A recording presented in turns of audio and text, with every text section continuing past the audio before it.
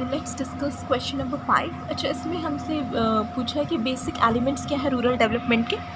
तो 3 basic elements होते हैं रूरल डेवलपमेंट में। 3 चीज़ इम्पॉर्टेंट है, ठीक है। एक तो basic necessities of life important है ना। जो हमारे जीवन की मूलभूत आवश्यकताएं हैं, ठीक है, वो इसके अंदर आती हैं, है ना। तो बेसिक एलिमेंट्स में आप बेसिकली जो पूछना चाह रहे हैं आपसे कि रूरल डेवलपमेंट में कौन सी वो चीज़ें हैं जिन पे आप फोकस करते हो, है ना। तो अगर आप कह रहे हो कि हमें रूरल एरियाज़ में जो लोग रह रहे हैं उनको डेवलप करना है, उनका लिविंग स्टैंडर्ड इम्प्रूव करना, तो आप क्या कहना चाह रहे हो। तो 3 चीज़ों पे हम फोकस कर रहे हैं बेसिकली। पहली चीज़ जो हमारी है वो है that is related to basic necessities of life, है ना। तो इसके और दूसरा जो है दैट इज़ सेल्फ रिस्पेक्ट, मतलब जो वहाँ के लोग हैं ना उनके आत्मसम्मान उनका बरकरार रहे, इस चीज़ को इंश्योर करना भी हमारा रूरल डेवलपमेंट का पार्ट है, हिस्सा है, ठीक है। तो पहली चीज़ें तो उनकी जो बेसिक रिक्वायरमेंट्स है, नीड्स हैं, उनको फुलफ़िल करना, और दूसरी चीज़ उनकी सेल्फ रिस्पेक्ट भी बनी रहे, ये इंश्योर करना। और तीसरी चीज़ जो इम्पोर्टेंट दैट इज़ फ्रीडम, मतलब उनको वो फ्री हो, इंडिपेंडेंट हो अपने लिए डिसीजन लेने में, है ना। तो ये हमें इंश्योर करना है। तो ये तीनों चीज़ों पे फोकस होता है। अगर ये तीनों चीज़ें हम अवेलेबल करा पाते हैं अपने रूरल पीपल को, तो हम कह सकते हैं कि हमने रूरल डेवलपमेंट कर दिया, ठीक है। तो ये 3 बेसिक पॉइंट्स ध्यान रखने हैं।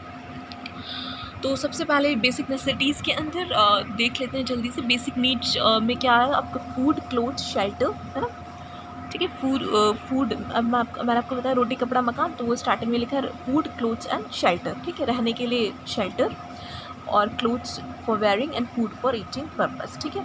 इसके अलावा पहले ये 3 चीज़ें हुआ करती थी, बट अभी कुछ और न्यू चीज़ों का एडिशन हुआ बेसिक नेसेसिटीज़ में, and these necessities keep on changing with development, है ना।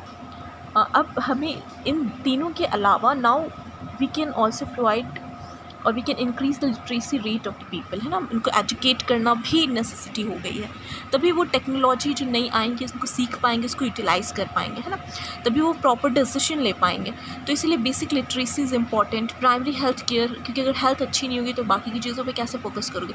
तो हेल्थ केयर प्राइमरी होना बहुत ज़रूरी है। Then security of life and property is important, तो insurance facility and all these things are to be provided, क्योंकि अगर प्रॉपर्टी एंड लाइफ की सिक्योरिटी है तो कहीं ना कहीं आपका माइंड स्टेबल है and you will able to progress, है ना, in a very better manner. तो ये चीज़ें हो गई। सेकेंड पॉइंट है व्हेन एनी वन और all of them are absent we may state that a condition of under development exists. अगर ये जो हमने सारी चीज़ें नेसेसिटीज़ बताई ना, food, cloth, shelter, basic literacy, इनमें से एक भी कोई अगर एब्सेंट है, अगर नहीं प्रेजेंट है, तो हम कहते हैं कि अभी अंडर डेवलपमेंट है। जो हमारा स्टेट है that status of under development, हम डेवलप नहीं हुए, अभी भी हम विकासशील ही हैं या विकसित नहीं हैं, ठीक है, अंडर डेवलप्ड है। और provision of the basic necessities of life to everybody is the primary responsibility of government. जो हमारी सरकार, इसकी प्राइमरी रिस्पॉन्सिबिलिटी क्या होती है कि डिफरेंट प्रोविजंस बनाकर वो ये बेसिक नेसेसिटीज़ लोगों को प्रोवाइड करें, ठीक है। डिफरेंट प्रावधान बनाए और डिफरेंट स्कीम्स लेकर आए और लोगों को ये सारी फैसिलिटीज़ प्रोवाइड कराएं वहाँ पे किसी भी तरीके से। Economic growth is a necessary condition for improvement of the quality of life of rural people which is rural development, ठीक है। तो इकोनॉमिक ग्रोथ भी बहुत ज़रूरी है। अगर फाइनेंशियल ग्रोथ जिसे हम कहते हैं, अगर वो नहीं अच्छा होगा तो लाइफ नहीं इम्प्रूव होगी। तो रूरल डेवलपमेंट के लिए ये भी बहुत ज़रूरी है, ठीक है। तो बेसिक नेसेसिटीज़ एक इंपॉर्टेंट पार्ट हो गया। दूसरा सेल्फ रिस्पेक्ट आता है। तो हर इंसान का अपना आत्मसम्मान है, एक डिग्निटी है, एक ऑनर है, ठीक है।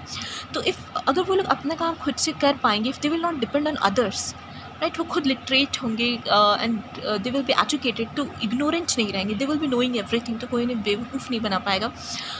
And it's not like that कि वो खुद इतनी मेहनत करें and after that they are not getting any respect, so this thing will not be there। तो ये इंश्योर करना कि उनका सेल्फ रिस्पेक्ट मेंटेन रहे, उनकी डिग्निटी और ऑनर, आत्मसम्मान बना रहे, ठीक है। ये सब हम इंश्योर करते हैं। लाइक अगर कभी फसल उनकी ख़राब हो गई ना, सो वी हैव प्रोवाइड फसल बीमा योजना एंड डिफरेंट अदर स्कीम्स, है ना, कि उन्हें इतना नुकसान ना हो और उन्हें किसी और के पास जाकर मांगना ना पड़े। वो सेल्फ यू कैन से खुद से ही वो उन्हें असिस्टेंस मिल पाए, गवर्नमेंट विल प्रोवाइड देम, है ना। तो एक सेल्फ रिस्पेक्ट उनके अंदर रहेगा। एब्सेंस और denial of self respect indicates lack of development. अगर आपके अंदर सेल्फ रिस्पेक्ट नहीं है उसकी भावना, तो in a way you can say that you are not properly developed, है ना।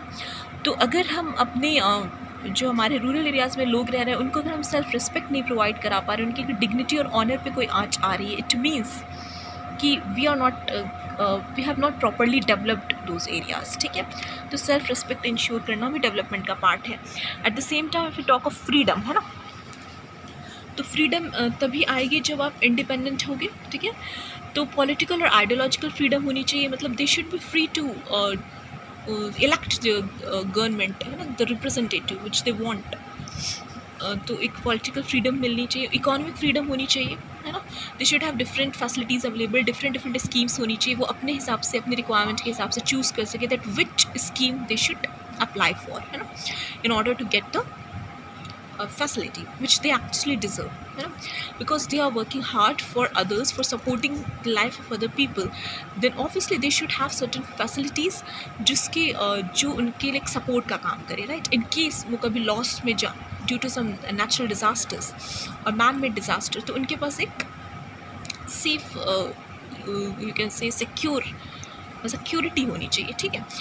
Second thing is that second it's a philosophical you can say statement कि as long as society is bound by the servitude of man to nature, अगर इंसान प्रकृति का गुलाम है, किसी और इंसान का गुलाम है और अज्ञान है, तो वो डेवलपमेंट नहीं, उसको हम डेवलपमेंट नहीं कहेंगे। Means ignorance should not be there, you should be literate, you should be aware and you should not become the slave of nature, rather you should master it, ना। मतलब नेचर में जो चीज़ें अवेलेबल हैं उनको अपने हिसाब से, if you are capable of using them, तो फिर आप डेवलप हो। But if you are dependent on nature कि नेचर जैसे करेगी, अगर ड्रॉट आ गया है, सूखा पड़ गया है, तो हम नहीं ग्रो कर पा रहे हैं, तो we are not developed. But अगर हमने ऐसी टेक्नोलॉजी एडवांसमेंट कर ली है कि हम प्रॉपर वाटर करा पा रहे हैं, ऐसी चीज़ें कर रखी हैं कि कोई भी नेचुरल डिज़ास्टर भी आए, then also we are capable of fulfilling our needs, है ना। हमने फूड जो है उसको इतना स्टोर करके रखा हुआ है कि हम अपने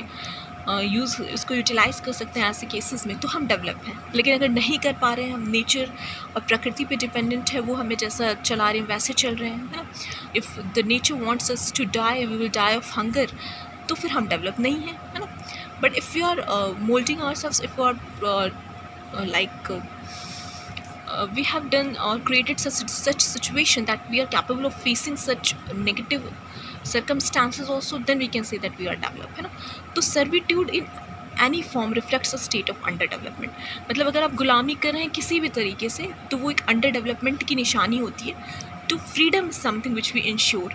तो अगर हम ये कह रहे हैं कि हमें रूरल डेवलपमेंट करना है, तो हमें वहाँ के लोगों को एक तरीके से इतना सशक्त बनाना है, इतना एम्पावरमेंट उनका कर देना है कि वो फ्रीडम हो उनके पास, ठीक है। वो किसी के गुलाम बन के ना रहे, वो अपने लिए फैसले लें, अपने लिए वो ये समझने में सक्षम हो कि उनके लिए क्या सही है क्या गलत, और कैसी भी सिचुएशन आ जाए वो वहाँ पे मजबूती के साथ खड़े रहें और उसका सामना करें। So that is something which is ensured, है ना। तो 3 एलिमेंट्स जो इंपॉर्टेंट है, एक basic necessities of life, the second thing is your self respect and the third thing is freedom.